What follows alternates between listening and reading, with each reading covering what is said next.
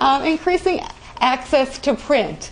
We can do that in a number of ways, by font choice itself. Comic Sans, which Tom used earlier this morning for his first presentation. We can make things bold.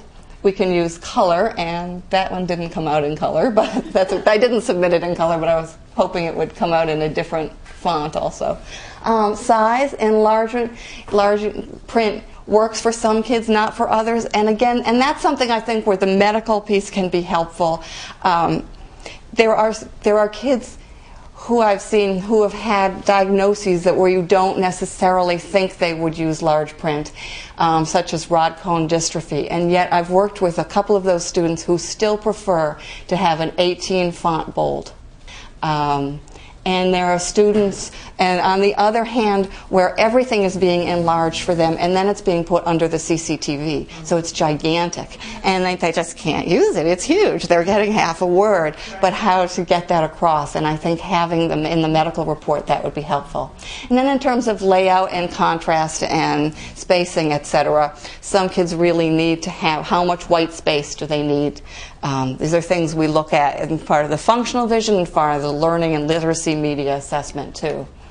Optical aids, they should be prescribed, we hope most of them, by the low vision examination, but then when you get out actually into the classroom and you have the student, like the student I had who had the drawer full of stuff, in the actual assessment in the classroom and the follow-up training is where I think the TVIs come in and the orientation and mobility specialists. Eyeglasses count as assistive technology, and the school districts are responsible for providing them for use during the school day if they cannot be obtained any other way.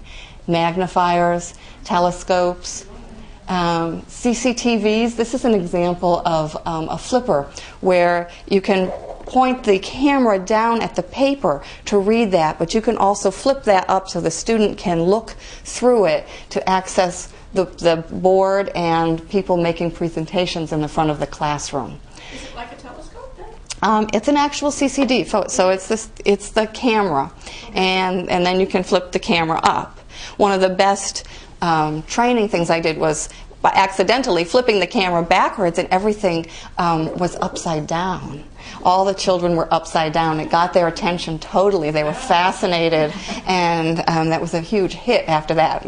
And we did turn it right side up. But that's the CCTV. You can do reverse contrast, so you can get white print on dark.